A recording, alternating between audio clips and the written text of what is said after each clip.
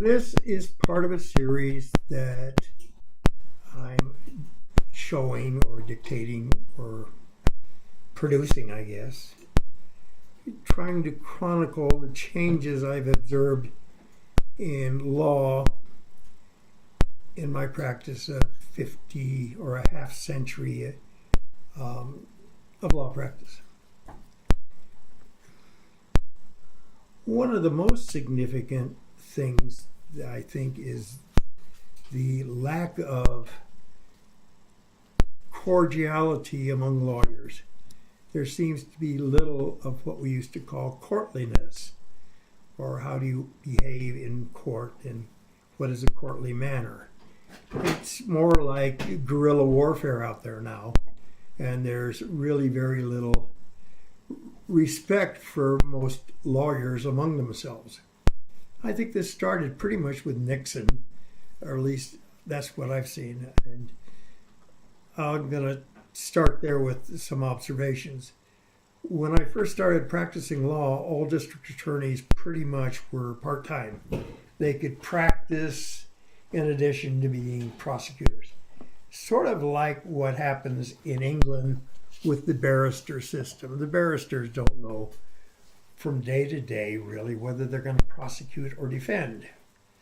It really doesn't matter because they're trained to present things at trial and not pass judgment, particularly on their clients.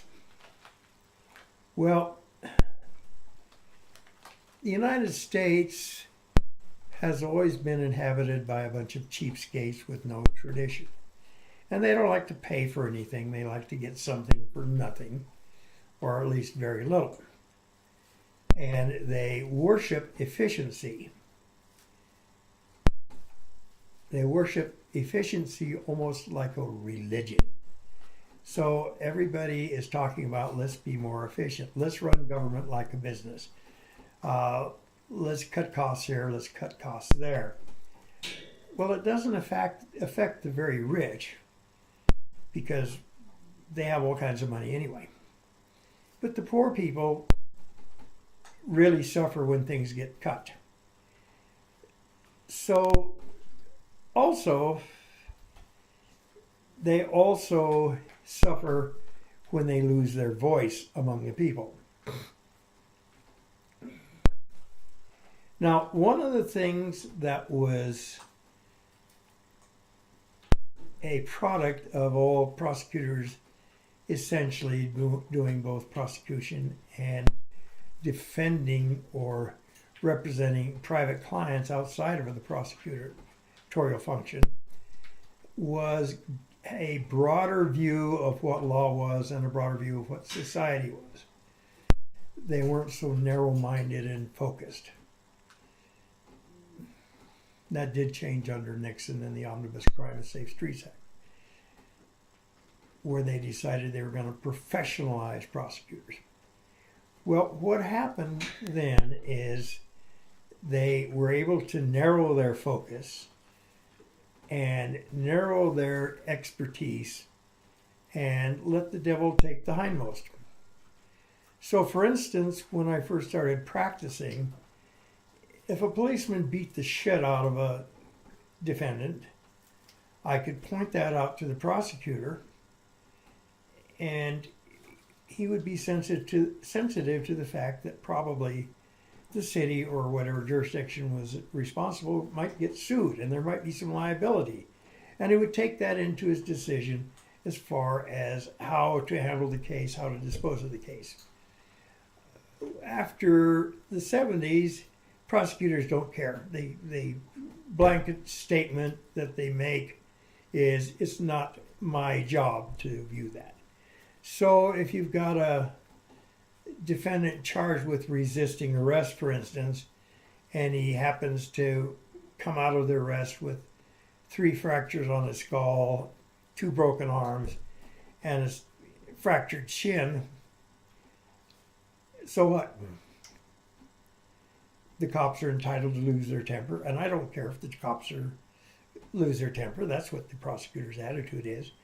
I'm not paying the judgment against the police. My job is to get prosecution and help my boss, who's an elected official, stay in office. And he stays in office by prosecuting dumbass clients like you've got, Blewett, and there's not much you can do about it. So it's really taken away a lot from the overall view of a practicing lawyer with the specialization and efficiency. I question whether that's a good thing. The other thing that happened is municipalities became, and other jurisdictions became self-insured. Now, since the beginning of the 70s, when I saw a lot of police brutality, I've advocated for the abolition of self-insured government agencies, particularly law enforcement agencies. I can remember when I was in barber school, sitting in a barber chair or standing behind a chair and watching Denver police knock the hell out of all the winos down on Lerner Street. Brutally beating them. And all of them claiming that the victims of such beatings were resisting arrest when their only crime was to be homeless and not employed and maybe not bathed or have a decent change of clothing. It's interesting, last month I read a book by one of the Denver police burglars called Burglars in Blue. It was about the Denver police burglary scandal that was occurring at that time, which is still the biggest police scandal in the country, where 67 Denver policemen were indicted and sent to the penitentiary. Some of them, after release, were sent more than once. Well, my position was, if you don't let these people be self-insured, then they can't pull the wool over the eyes of the public. There is all kinds of money being spent paying off judgments against stupid and brutal and vicious policemen because the city itself self-insures. If they had an insurance underwriter there, the underwriter would come up with underwriting guidelines, and if you had a lineup of dumbass, brutal policemen, the insurance company would point that out and it would reflect in a premium increase. The premium increase would be shown to the taxpayers, and the taxpayers would say, "What the hell are you doing? We don't want you clubbing people around. We want you to protect us and serve us, but not brutalize the citizenry where it costs us more money than what you're making to have you." So the economy has always been a part of the judiciary. Long time ago, I was a municipal judge, and I got fired because I wasn't making enough money for the municipality that hired me. And this was the change. It represented a change in the law where municipal judges didn't get paid by pocketing their court costs, but were salaried. Well, the police in small towns just didn't understand that. They were used to police being salaried, or police being paid, and magistrates being paid by the revenues. So the revenues from the municipal court bought things like equipment, uniforms, travel, etc. And I would hear things from the police like, "We need new radios." And I would say, "Fine, go to the town council and ask for them."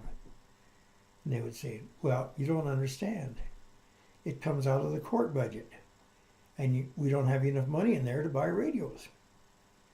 I said, "It used to come out of the court budget, but no longer does it come out of the court budget.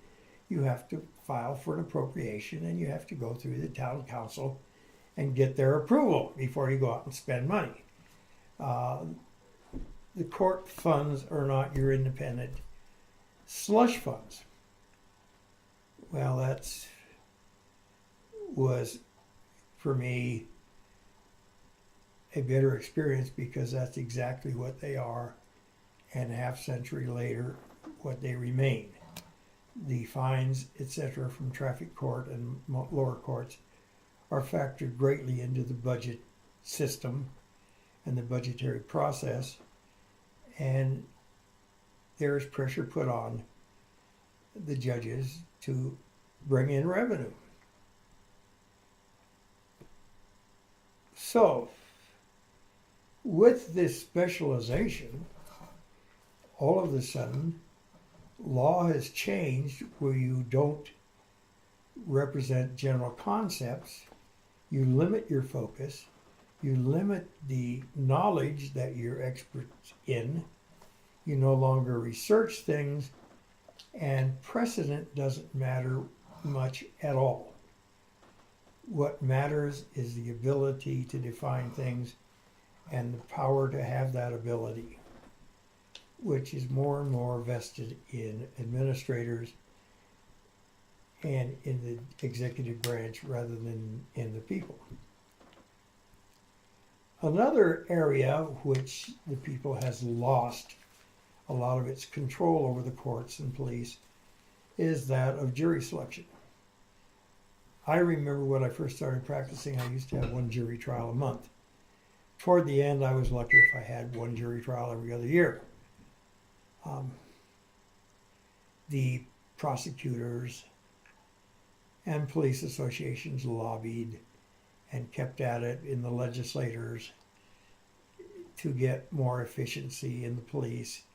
And one of the ways to be efficient is to cut down on the number of trials. So, for instance, you had cases whereby in the days of segregation, a woman refused to go to the back of the bus. She was arrested and tried for the municipal violation. Well, at that point, it was up to the jury to decide whether there was a violation of the law, whether the law was fair, etc.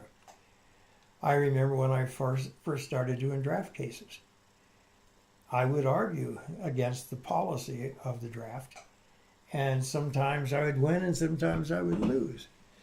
And my position at that time, as were a lot of us, was that the way the war was being conducted was illegal because Congress hadn't declared war, which the Constitution provided.